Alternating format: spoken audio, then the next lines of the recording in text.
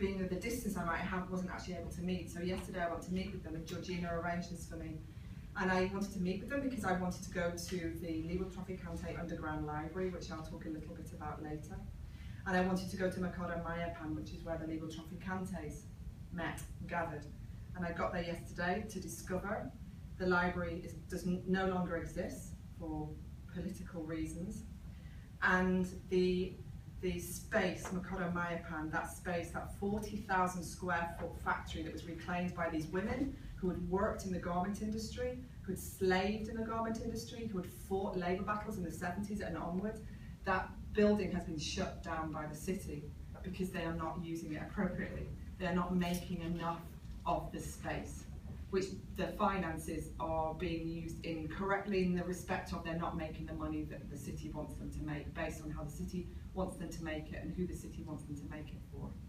That's what I discovered yesterday. It's heartbreaking, it's painful, and it shouldn't have happened. So I need to go back and process it, and I need to go back and talk to the Librotraficante. And I don't know what we can do, but please, La Mujer Obrera, Café Mayapan, that space is amazing. Those women, their voices are the strongest, most powerful voices we have, be as women, and certainly for the communities they represent. So that's what happened yesterday. So I want to thank, they're extremely busy, Lorena, who is the Executive Director, Chemelita Aslan, who works here at UTEP, Indigenous Spirituality, she teaches, and Cynthia Renteria, who is a PhD student in history here. They were there talking with me and sharing with me and challenging me, which from the very beginning, which they did and they should do, and I need more of that.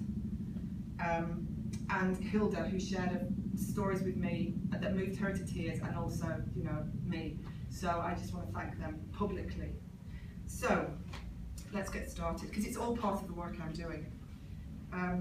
So I'm going to begin by looking at the resistance framework of the Librotraficante movement. And one of the individuals who's involved, Lupe Mendez, I want to also note why I'm also here.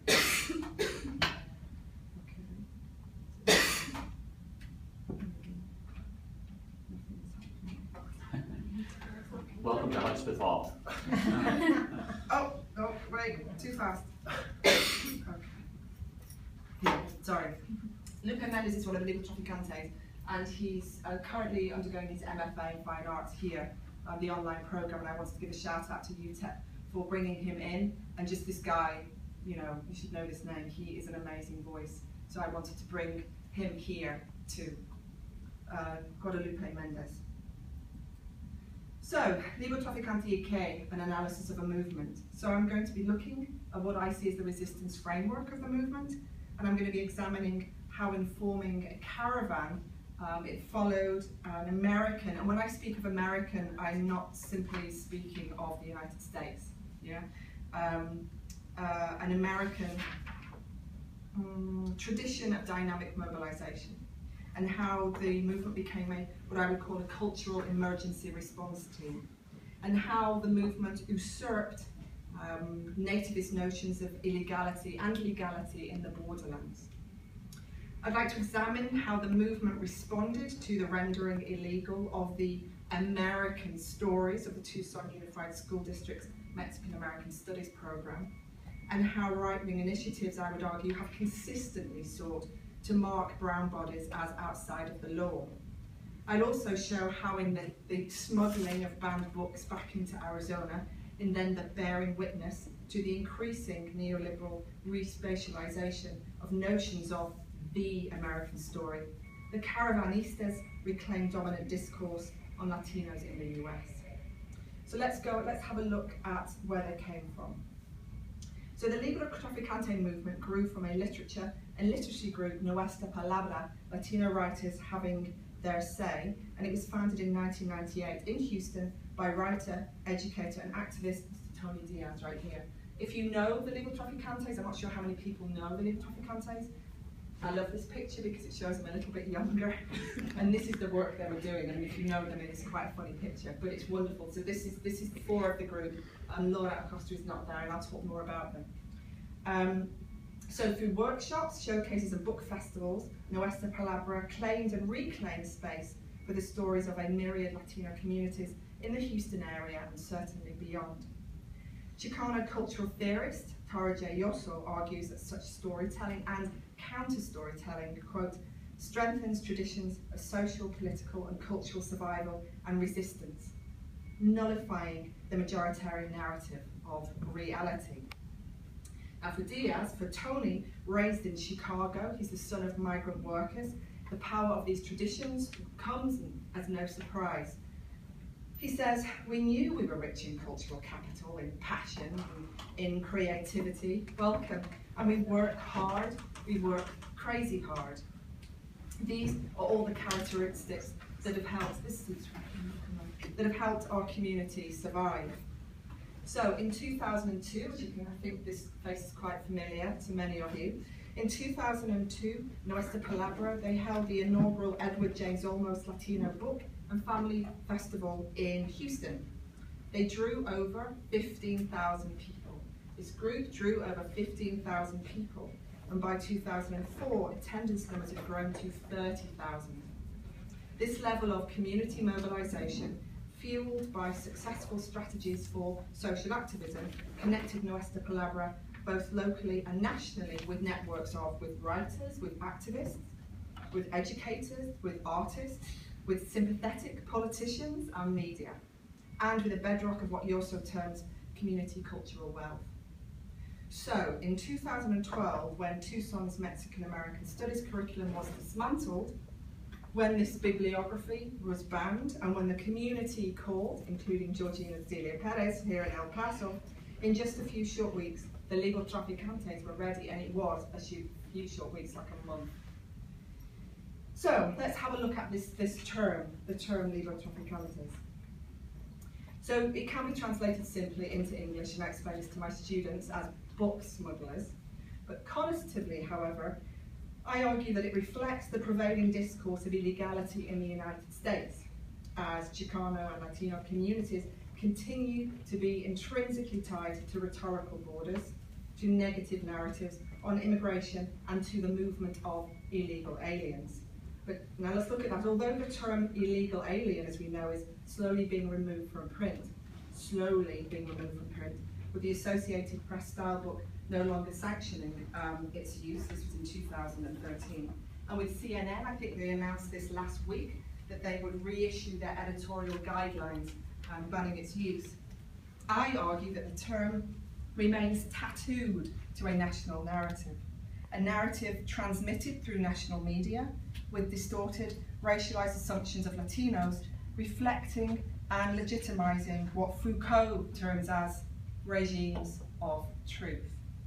Here, the common sense of Eurocentric majoritarian myths of identity and belonging.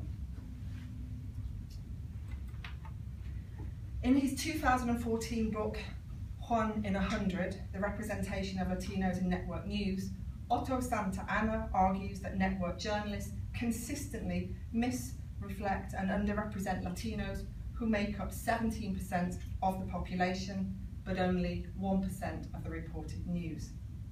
Asked in an interview here on C-SPAN 2 Book TV why this inconsistency exists, Santa Anna responded, quote, I think it is because Latinos are not considered by the media to be part of the social fabric of the United States. I argue that not only are Latino communities failed through this lack of visibility, but when they are considered newsworthy, journalists fail to make distinctions between, we know this, community, origin, generation, legal status, and onwards, right? Latinos are then viewed as an undifferentiated group, as Otto Santa Anna argues. As a result, the American public tends to consider all non-Caribbean Latinos to be unauthorized Mexican immigrants, unquote. Moreover, Santa Anna's research has shown that misrepresentation of Latinos in narratives of criminality reinforce what he calls national orthodoxies, prop up, he argues, quote, the cardboard cutouts that the John Waynes and the Clint Eastwoods are defending America against.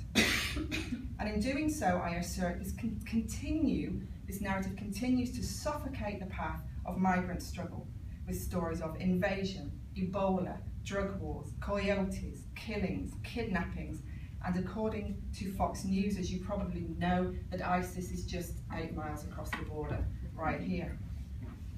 As media scholar Todd Gitlin argues, quote, of all the institutions of daily life, the media specialising in orchestrating everyday consciousness by virtue of their pervasiveness, their accessibility, their centralised symbolic capacity. So, in naming themselves traffickers, the Librotraficantes decentralise, I would argue, these media markers of foreignness. They usurp imposed cultural symbolism, and in doing so shatter what Chicano theorist Juan Bruce Novoa sees as, quote, dark, grotesque mirrors, images offered by the other as indexes of value. So I'm now going to turn to one instance, I argue, where the Librotraficante movement utilised social media, to shatter these mirrors. So, you may already know, have seen this, but on the 17th of January 2012, Brian Perez, one of the 5 founding members of the movement, posted onto YouTube a short video entitled Wet Books. In the video, Tony Diaz, in dark sunglasses and leather jacket, stands in front of the open back of a book-filled van, and we're going to look at the video. This is my interpretation first, and then you can tell me what you think. So he talks straight to camera, and I can't do Tony, so I'm just going to say it in my Englishness. I'm here to introduce a few new words into the lexicon of Arizona, and then he raises fists in a posture reminiscent of the Black Power salute. Carries on, courtesy of the Protesters Handbook, written right here in Houston, Texas. To begin, what I find is particularly pertinent about this video is that Tony is standing on the driveway of his home in a suburban middle-class neighbourhood